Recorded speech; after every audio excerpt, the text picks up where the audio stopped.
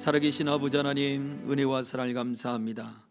우리가 오직 주 예수 그리스도의 은혜로 말미암는 그 믿음을 갖게 하여 주옵소서.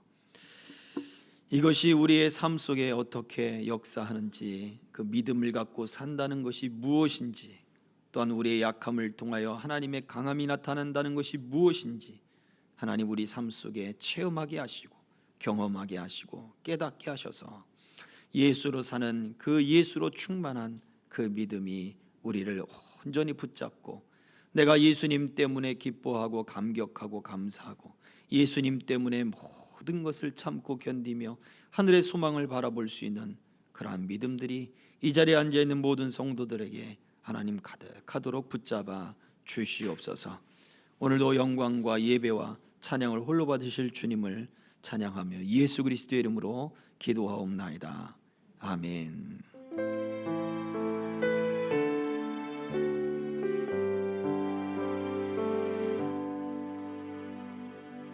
아멘. 고린도후서 4장의 말씀을 보도록 하겠습니다.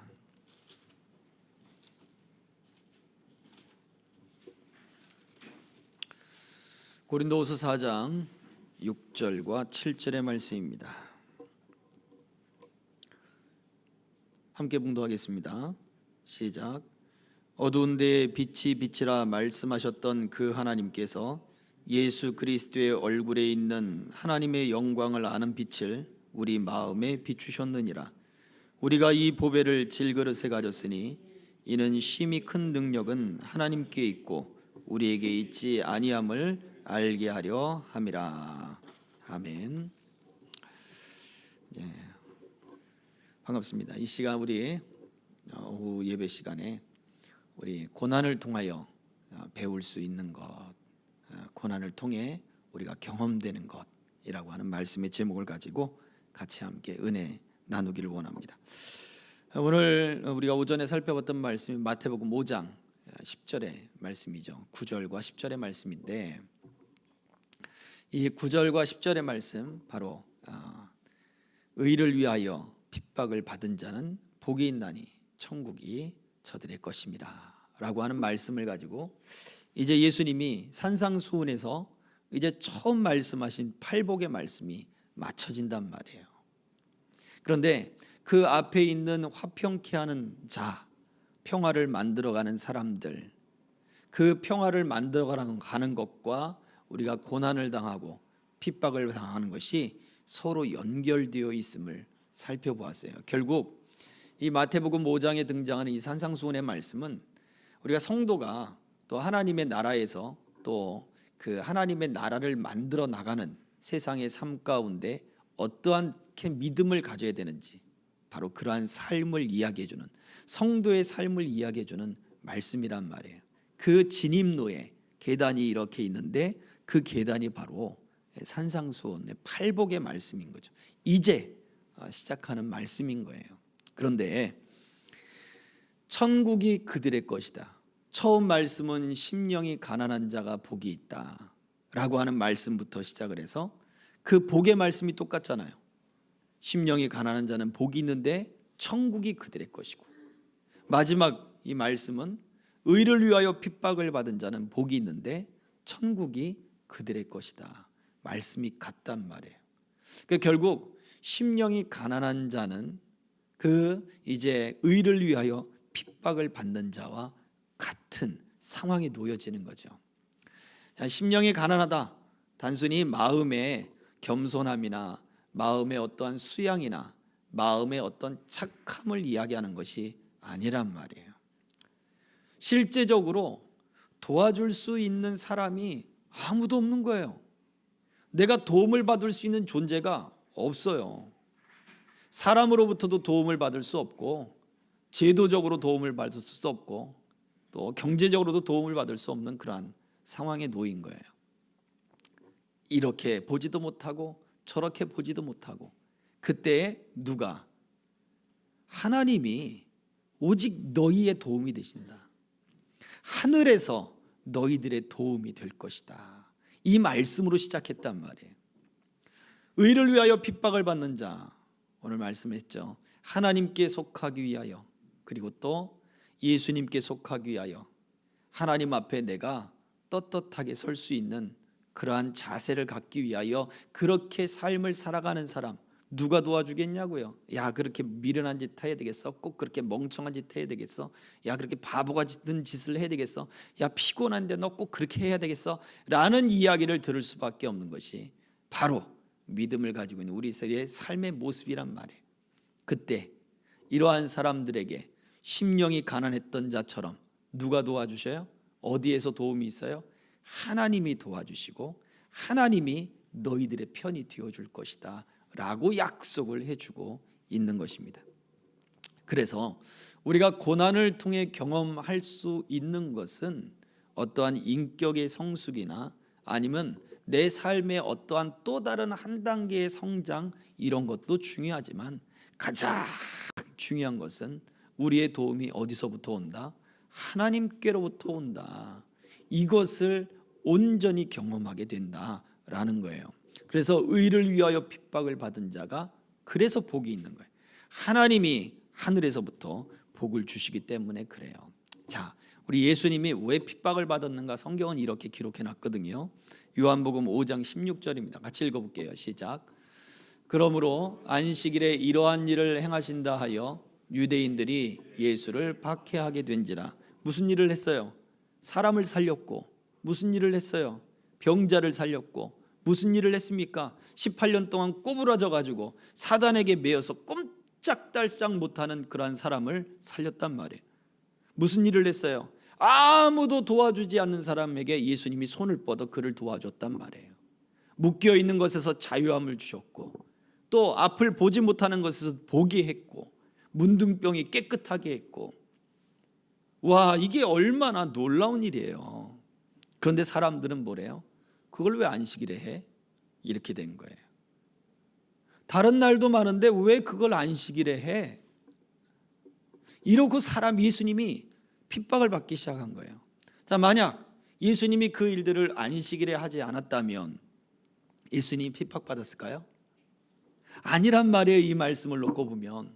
그런데 예수님은 의도적으로 더 안식일에 어쩌면 이 일들을 하셨습니다. 와, 예수님이 반항한가? 세상의 변혁가인가? 물론 세상을 변혁시키신 분이죠. 그런데 예수님은 일부러 반대로 규율을 깨뜨리기 위해서 그랬던 것이 아니란 말이에요. 예수님이 비유를 들어 말했어요. 너희들의 소나 양이나 그것이 우물에 빠지면, 안식일에 빠지면 너희들이 가서 건져주지 않느냐? 당연히 하나님이 사랑하는 하나님의 자녀, 하나님의 백성이 지금 사단에게 매이고 사단의 올무에 빠져 있는데 구하지 않겠느냐? 그 한 여인만 놓고 예수님 말씀하신 것이 아니라 그게 바로 안식일의 의미란 말이에요. 그게 바로 주일날이 된 오늘날 우리가 주일날이라고 부르는 이 안식일의 개념이 되는 거예요. 왜 우리가 예배를 드리느냐? 일요일이기 때문이 아니라 주의 날이기 때문에 예배를 하는 거예요. 왜 주의 날입니까? 예수님이 죽음에서 부활하신 날이거든요. 이야, 그럼 예수님이 죽음에서 부활하신 날하고 나하고 무슨 상관이 있어? 나를 위해 죽으시고 나를 위해 부활하셨기 때문에 우리가 그 날을 기뻐하는 거예요. 우리가 왜 친구들의 생일을 축하해 줍니까? 왜 사랑하는 사람들의 기념일을 챙겨줍니까? 이벤트를 해주고. 왜 해요? 나에게 귀중한 존재잖아요. 태어나줘서 고맙고 함께 해줘서 고맙고 사랑하기 때문에 이벤트를 열어주고 생일을 축하해 주는 거예요. 고맙지도 않은데 뭐하러 내가 생일을 축하해 주겠어요? 그렇지 않아요? 그게 우리들의 모습이에요. 그것처럼 예수님이 우리를 위하여 죽으시고 우리를 위하여 부활하셨단 말이에요. 그 주의 날을 우리가 기뻐하는 것이 당연한 것이죠. 그의 주의 날에 모여서 감사하고 기뻐하며 예배하는 거죠. 이게 바로 안식일이에요. 단순히 예수님을 사랑해서 예수님을 좋아서가 아니라 그분이 우리가 매여있던 죄로부터 자유함을 주셨단 말이에요. 만약 다시 본론으로 들어가서 만약 예수님이 안식일에 그 일을 하지 않았다면 예수님은 아마도 핍박받지 않았을 거예요. 예수님이 이러한 고난을 당하지 않기 위해서 나는 사람들이 싫어하니까 안식일에는 이러한 일을 하지 않을 거야. 일주일에 6일이 있으니까 6일 동안에 내게 병자들은 오시고 안식일 날은 오지 마십시오. 예수님이 그렇게 말씀하셨다고 보세요. 안식일의 의미가 사라져 버리는 거예요.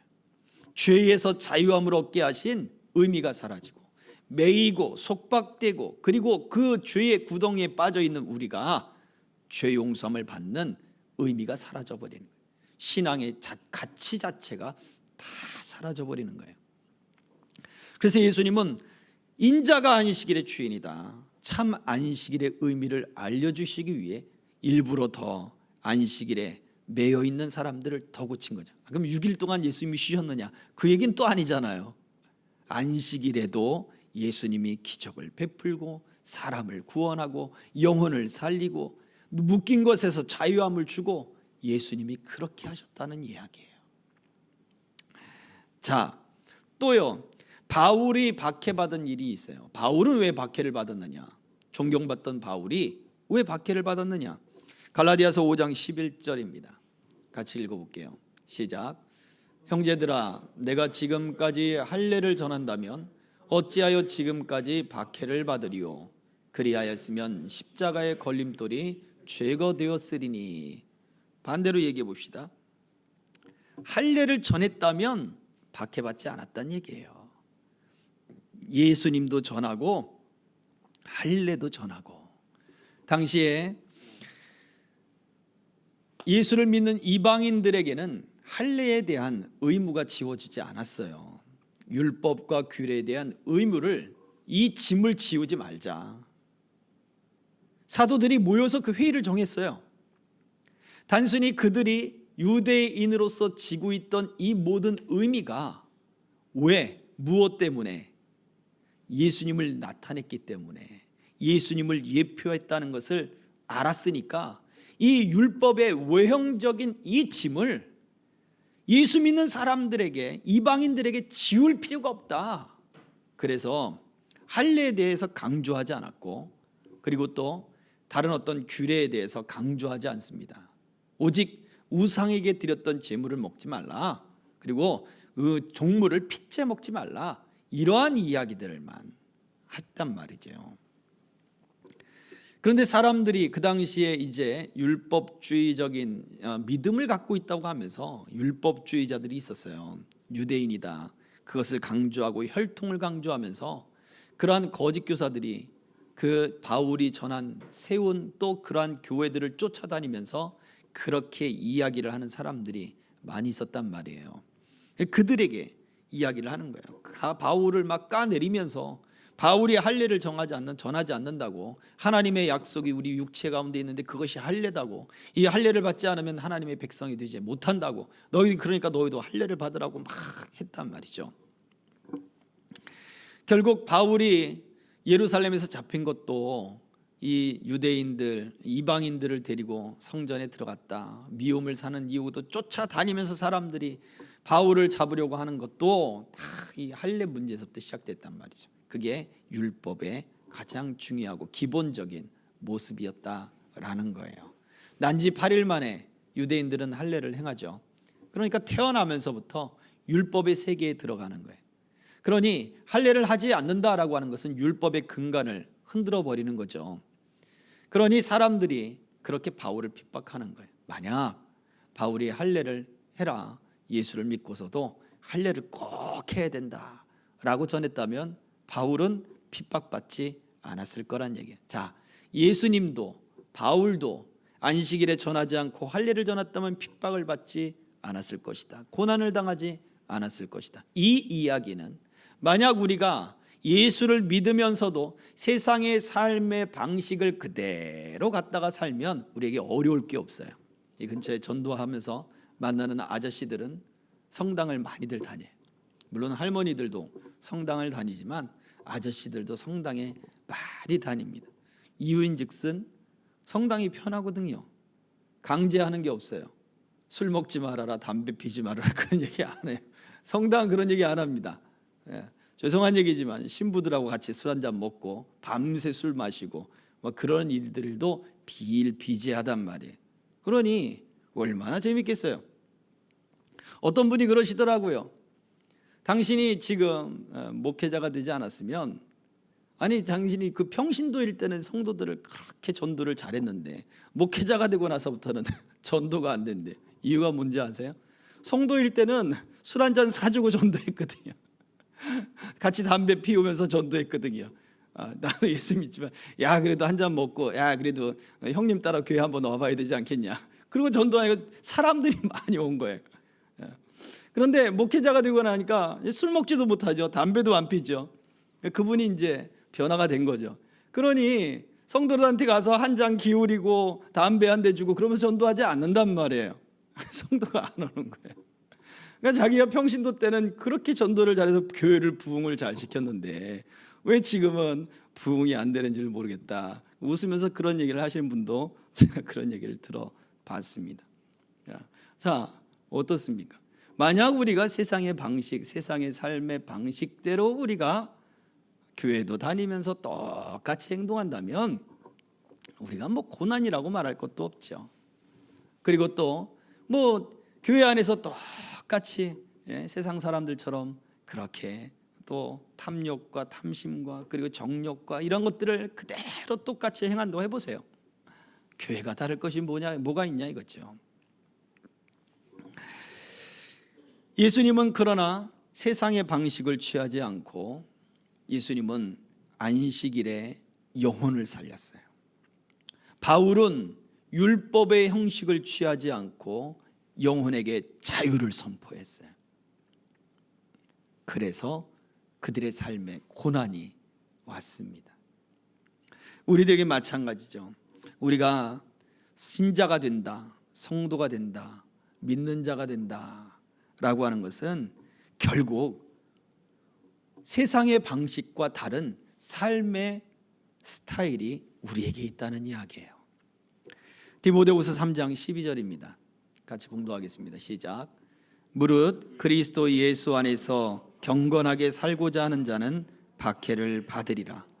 이 이야기는 결국 이 박해를 받는다는 이야기는 막 매질을 당한다거나 우리가 북한에서 탈북하는 사람처럼 예수 믿는 것 때문에 가장 고통스러운 정치범들 중에서도 가장 최고 레벨의 정치범으로 몰려서 고난을 당하고 매질을 당하고 취조를 당하기 보위부로 끌려가면서부터 매질을 당하기 시작한다는데 우리가 그러한 고통이 우리에게는 없잖아요. 저 박해는 우리에게는 지금 시험인 거예요. 도전인 거예요. 우리가 어떤 믿음을 갖고 있는지를 세상 가운데 드러나게 만드는 도전들이에요. 도전. 저는 목사가 되었습니다만 목사가 되어서 믿음의 또 다른 부분들을 지금도 배우고 있어요. 우리 교회가 다 지금 두 번째 단독 목회를 시작을 하면서 날마다 배우고 있는 거죠. 새롭게 매달 하나님께서 다루시고 또 하나님께서 인도하시는 부분들을 날마다 배우는 거예요. 믿음이 새로운 믿음들을 보게 하고 과거에 함께 하셨던 하나님이 앞으로도 함께 하실 것에 대한 그런 확신들을 소망하고 또 그 소망한 것을 하나님이 응답하시고 또 견뎌내게 하시고 하는 그런 모든 과정들이 날마다 새롭더라는 거죠. 믿음이 새롭더라는 거예요. 아, 내가 믿음이 없었구나. 이런 생각들이 들더라는 말이죠. 마찬가지입니다.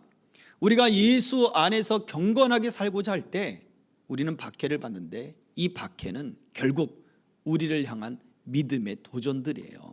어떤 믿음을 가지고 지금 살고 있느냐라고 하는 도전이 우리에게는 지속해서 계속해서 오게 되어 있어요.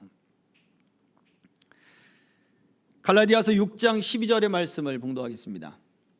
시작. 무릇 육체의 모양을 내려 하는 자들이 억지로 너희에게 할례를 받게 함은 그들이 그리스도의 십자가로 말미암아 박해를 면하려 함뿐이라. 어떤 이들은 그 박해, 그 사람들의 멸시와 조롱과 압박, 무언의 압박, 실제적인 압박들 이런 것들을 견디지 못한 거예요. 그래서 어떻게 해요? 할례를 받기 시작을 하는 거예요. 차라리 내가 할례를 받고 말지. 그게 뭐라고? 그런데 그게 결국 신앙과 무엇을 벌어져요? 타협을 하기 시작합니다. 세상과 타협을 하기 시작을 해요. 그게 믿음을 변질시키는 통로가 되어버린 거예요. 할례 받는 거 그게 뭐가 대수겠습니까? 그런데 믿음을 변질시켜버리는 계기가 되더라. 이게 문제입니다. 우리가 세상에서 믿음을 가지고 살 때 우리가 이게 뭐 대수겠어 라고 생각하며 하는 일들이 있어요. 나는 마음이 원하지만 내 육체가 안 되잖아요. 시간이 안 되고 또 내가 이거 끊을 수가 없어서 하는 그러한 일들이 점점 우리로 하여금 어디에 말씀을 변질시키고 신앙을 변질시키면서 믿음을 흔들어 버리기 시작을 해요. 그래서 믿음이 사라지게 만들어 버리는 겁니다. 하나님을 잊어버리게 만들게 만들고, 그리고 점점 믿음에서 떠나게 만들어 버리는 거예요. 이게 무서워요. 우리가 가랑비에 옷 젖는다는 말이 있잖아요. 정말 비가 아닌 것처럼 내리는데 흠뻑 젖어 있는 거예요. 우리 믿음이 성장하는 단계는 정말 더딘데 잃어버리는 것은 얼마나 그렇게 쉽게 빠지는지 몰라요. 꼭 우리 돈을 벌 때도 그런 것 같아요. 그죠? 돈 벌기는 너무 어려운데 돈 쓸 때는 왜 그렇게 나가는 게 그렇게 많습니까? 쑥쑥 빠져나가요. 통장이 되지 않아요? 월급이 딱 들어오는데 바로 그냥 다음 날 통장이 돼버리. 통장이 아니라 통장이 돼버리. 텅텅 비어버리. 그런 일들이 우리 믿음 안에도 마찬가지예요. 믿음을 세우는 일들이 참 어려운데 시간도 들여야 되고 여러 가지 애도 써야 되고 하나님이 우리를 단련시키고 연단시키는 그런 과정들도 있고, 그런데 믿음을 잃어버리는 건 너무 쉽단 말이에요. 한 번, 두 번 그냥 그러면 이제는 그게 당연하게 생각이 들어요. 예전에 그런 분도 있어요. 남편하고 하도 사이가 안 좋아가지고 그 남편이 놀러 가는 걸 좋아하시는데 아내를 하도 닥달을 하는 거예요.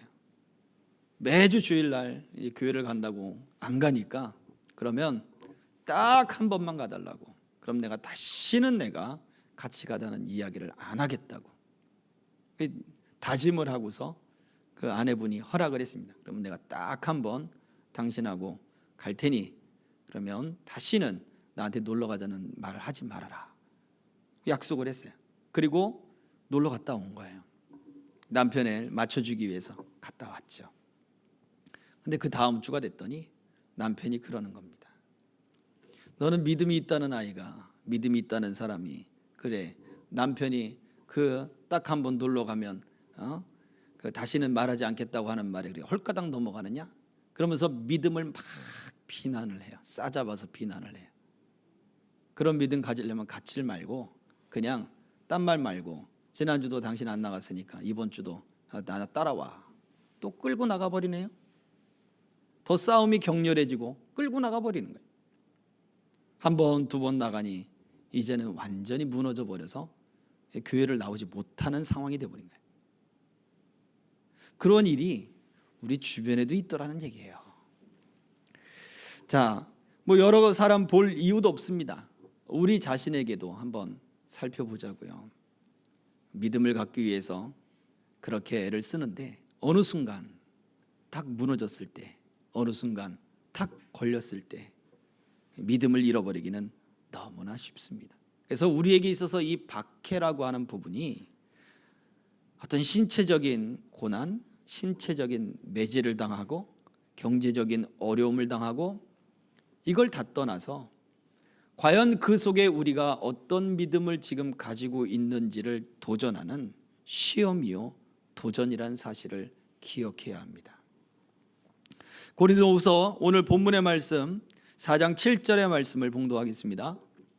다 같이 시작. 우리가 이 보배를 질그릇에 가졌으니 이는 심히 큰 능력은 하나님께 있고 우리에게 있지 아니함을 알게 하려 함이라. 그렇습니다.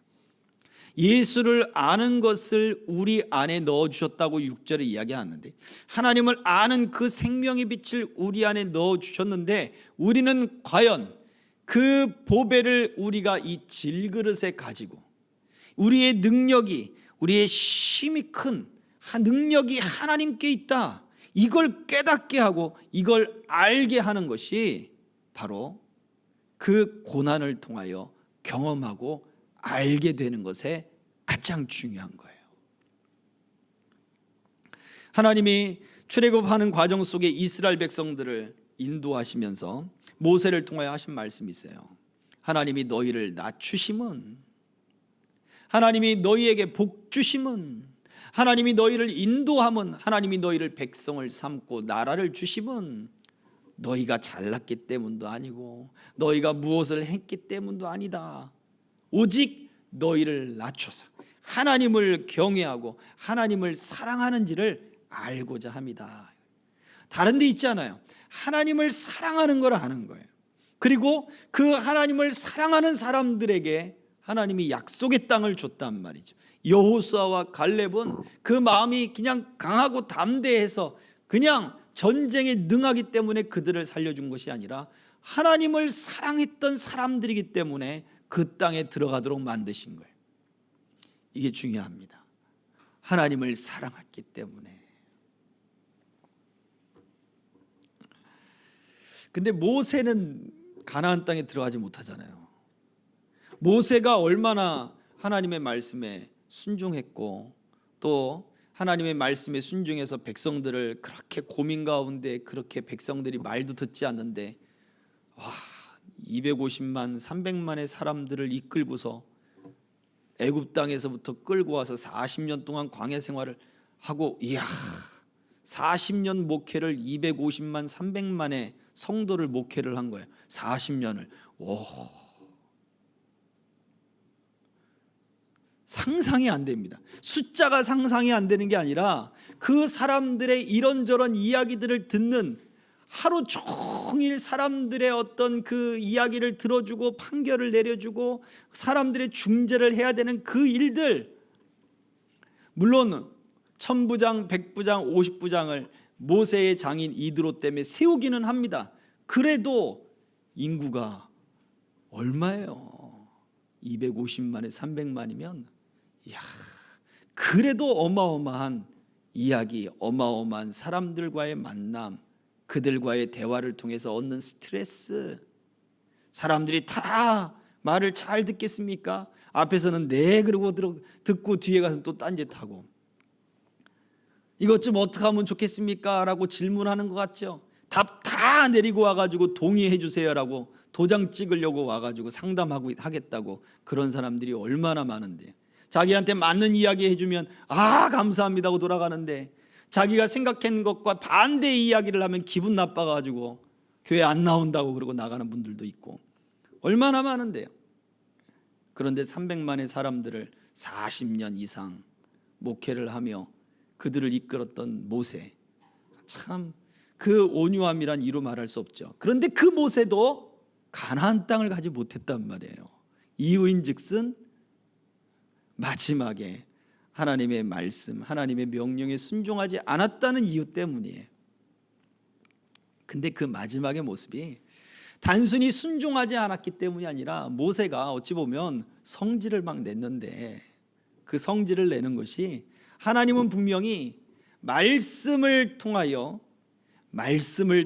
반석에서 물을 내라라고 하셨어요. 반석에서 물이 터지는 사건이 크게 2번 성경이 기록되었는데, 처음에 지팡이로 두들겨라, 반석을 쳐라, 그러면 반석에서 물이 날 것이다. 그래서 반석이 탁 쳤더니 쫙 쪼개져가지고 물이 팍 하고 나왔단 말이에요. 2번째 사건은 이 광야 생활의 마지막 때쯤인 거예요. 그때는 반석을 명하여 물을 내라, 그러면 반석이 물을 낼 것이라 그랬어요. 물론 이 반석과 물에는 기독론적인 해석이 들어갑니다. 반석은 예수 그리스도예요. 그래서 예수님을 2번 죽게 할 수 없잖아요. 성경에 예수님을 2번 십자가에 못 박을 수 없다 그랬어요. 단 한 번으로 끝나는 거예요. 그래서 반석을 치는 일은 한 번만 있어야 되는 거예요. 근데 모세는 반석을 쳤지요. 이건 기독론적 해석이고, 제가 보는 입장에서 또 한 가지 생각한 것은 그거예요. 모세가 성질을 냈는데 하나님은 그 원망하는 이스라엘 백성을 무럽다고 또 하나님을 원망하지만 이제 그 백성들이 그에게 하나님은 긍휼을 베풀고 싶은 거예요. 그래서 반석을 명하여 물을 내라 라고 네가 얘기하면 반석이 물을 내줄 거야 라고 말씀하셨는데, 모세는 성질이 나서 내가 너희를 위하여 반석에게 명하여 물을 내게 하랴 하고 팍 친 거예요. 무슨 얘기입니까? 사람을 상대하는데 하나님은 긍휼과 영혼을 사랑하는 모습으로 대해 주셨는데, 마지막에 이 모세는 반석을 때리면서 원망과 분노, 혈기, 그냥 사람을 치지 못하니까 반석을 빡 친 거 아니에요? 그랬지 않았을까 생각하는 거예요. 으이씨 하면서 그냥 사람을 치지 못하니까 물건 집어 던져 빡 던지잖아요. 결혼 초에 제가 아기 젖병을 한번 팍 던진 적이 있어요. 3일 동안 안 치우더라고요. 제가 치웠습니다. 사람을 때릴 수는 없으니까 물건을 들어가지고, 그때 혈기가 20대 후반 혈기가 있으니까 딱 빡 던지는. 우리가 그래요. 사람이 혈기를 내면 그 혈기는 결국 사람을 죽이는 분노예요. 살인과 같아요. 근데 그게 혈기라고 이야기하죠. 성질이라고 이야기하죠. 그러나 결국 그거는 사람을 죽이는 것과 같은 거예요. 하나님은 살리려고 했단 말이에요. 원망하는 사람들을. 그런데 우리가 그 영혼을 바라보지 못하면 우리는 죽일 듯이 달려드는 거예요. 결국 영혼을 사랑하고 하나님이 원망하는 그들조차도 사랑하는 그 마음을 갖는 것이 모세에게는 마지막까지 필요하지 않았겠는가 생각을 해봐요. 여호수아와 갈렙은 하나님을 사랑하는 것 때문에 마지막까지 하나님이 약속한 그 땅을 계속해서 바라보는 거예요. 우리는 어떠냐 이거죠. 우리는 하나님을 사랑하는 마음이 우리가 지금 예수 그리스도를 믿는 방식을 가지고, 성도라고 하는 신앙의 방식을 가지고 지금 살아가는 이때에 우리는 계속해서 접목시키고 있느냐 이거예요. 이게 중요합니다. 고린도전서 4장 12절 13절 말씀 같이 읽어볼게요. 시작. 또 수고하여 친히 손으로 일을 하며 모욕을 당한즉 축복하고 박해를 받은즉 참고 비방을 받은즉 권면하니 우리가 지금까지 세상의 더러운 것과 만물의 찌꺼기 같이 되었도다. 세상이 혐오스러워했다고요. 예수쟁이들 저거, 개독들, 그런 혐오스러운 것과 찌끄러기가 되는 거예요. 전도하다 보면 우리 동네 분들은 그래도 참 순수하게 잘 받아요. 그러나 헛웃음 치고 막 눈을 쪼아리고 그렇게 가시는 분들이 있어요. 우리가 왜 그래야 되냐 이거죠. 그 사람들을 보면서 왜 우리가 그래야 되냐, 성도 수 늘리려고요? 아니란 말이에요. 우리가 하나님의 영혼을 살리고 세상을 향하는 하나님의 그 마음을 전달하는 것이 우리에게 중요하다는 이야기예요. 마태복음 5장 44절 또 이렇게 얘기합니다. 같이 읽습니다. 시작. 나는 너희에게 이르노니 너희 원수를 사랑하며 너희를 박해하는 자를 위하여 기도하라. 로마서 12장 14절 계속해서 시작. 너희를 박해하는 자를 축복하라. 축복하고 저주하지 말라. 바울은 핍박을 받고, 예수님도 마찬가지로 핍박을 받는 그때 예수님은 너희를 박해하는 자를 위하여 기도해라. 바울은 너희를 박해하는 자를 축복해라 라고 얘기해. 저주하지 말라 라고까지 이야기를 합니다. 왜요?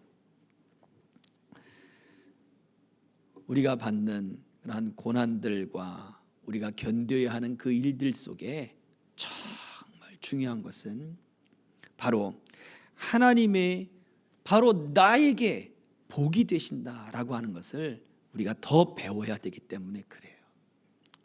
하나님은 우리에게 집중하고 있는데 우리가 똑같이 증오하는 우리의 눈을 우리가 똑같이 우리도 증오하고 분노하면 우리가 하나님을 볼 수가 없어요. 혈기 부리게 되고 사람을 죽일 듯이 그냥 똑같이 그냥 대응하게 되고 우리의 감정이 하나님의 그 의미, 하나님의 뜻들을 받아들일 수 있는 상황이 되지를 않아요.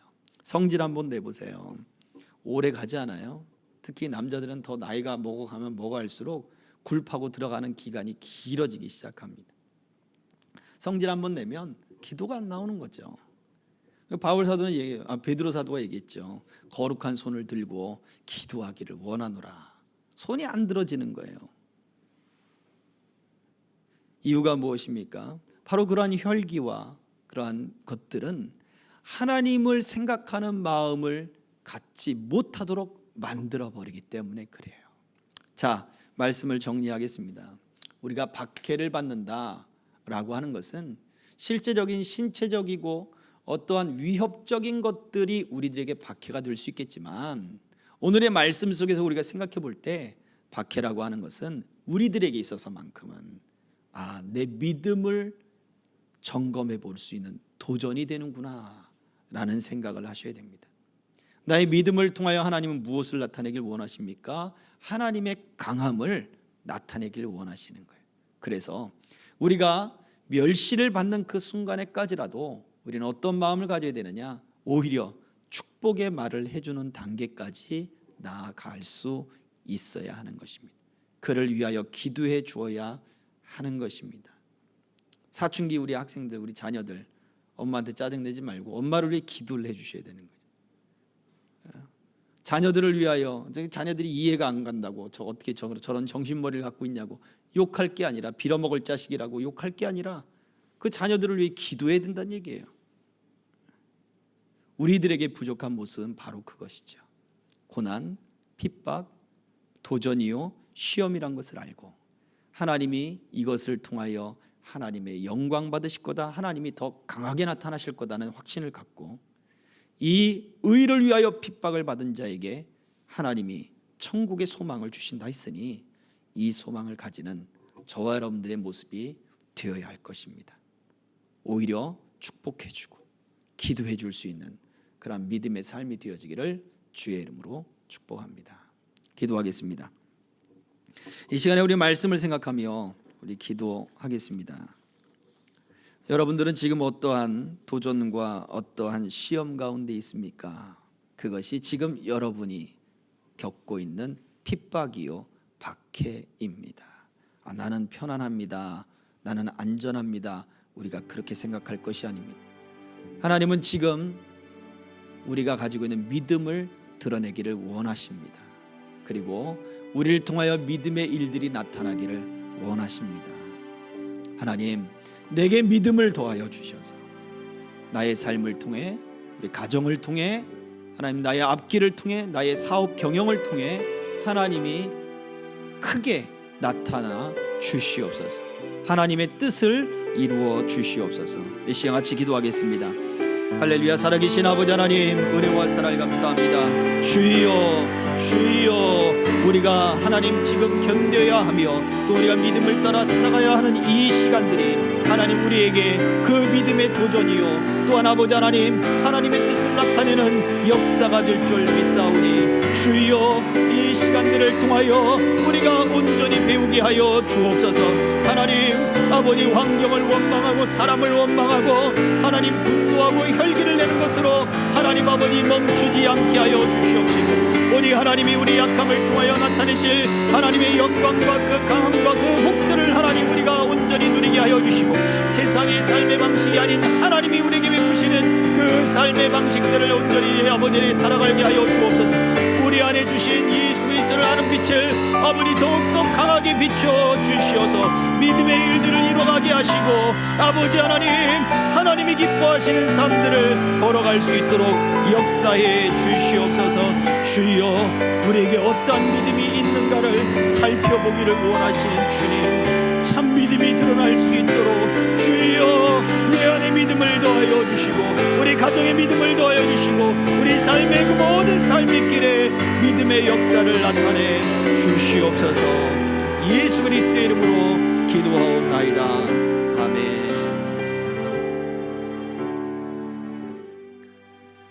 우리 삶에 하나님의 영광을 나타내기를 원하시는 주님, 우리에게 은혜를 베푸시고 우리를 자기 자녀 삼아주시고 우리가 하나님이 우리의 편이 되어주듯 우리도 하나님 편에 서 있기를 하나님이 그렇게 원하시고 돌보시는 줄 오늘 말씀을 통하여 다시 한번 돌이켜보게 하시니 감사를 드립니다. 아버지, 우리가 세상의 방법이 아니라 이 시대가 또한 사람들이 원하는 그러한 방법들이 아니라 하나님이 기뻐하시는 일들을 우리가 살아갈 수 있도록 하나님의 방법으로 우리가 일할 수 있도록 하나님 우리에게 주어진 삶을 살아갈 수 있도록 이끌어 주옵소서. 우리의 믿음이 어떤 믿음인지, 우리가 지금까지 어떠한 믿음을 쌓아왔는지를 살펴보기를 원하시는 주님, 비온 뒤에 땅이 굳어진다 하였사오니 이 고난의 일들 하나님, 우리가 주를 위한 아버지 그 믿음의 도전들, 이 일들을 통하여 우리의 믿음이 더 굳건해지게 하시고 성장하게 하시고 아버지 하나님이 나를 통하여 일하실 것에 대한 큰 확신과 하나님만 나를 도와줄 수 있습니다. 세상에 나를 도와줄 사람이 아무도 없습니다. 내 마음을 알아주는 이도 없고 주님 손을 뻗어주는 이도 없습니다 할 때에 하나님의 강함과 능력이 나타나는 이 확신을, 이 믿음을, 이 믿음의 도전을 통하여 고난을 통하여 배우게 하여 주시옵소서. 하나님, 경제적으로 또 여러 가지 지금 어렵고 힘든 이 시간들을 보내고 있는 우리 성도들, 또 하나님 가정들, 저들을 지켜주시되 직장과 경영과 또한 아버지의 학업 속에 하나님께서 인도하심과 우리 하나님이 복주심을 발견케 하시고 하나님이 돌보시고 역사하시는 일들을 깨닫게 하여 주옵소서. 믿음을 더하여 주시옵소서. 예수 그리스도의 이름으로 축복하며 기도하옵나이다. 아멘.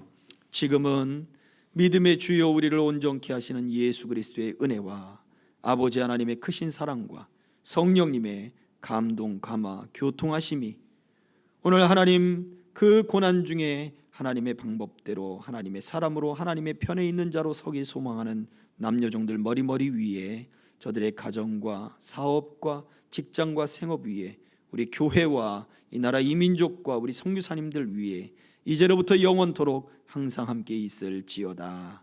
아멘.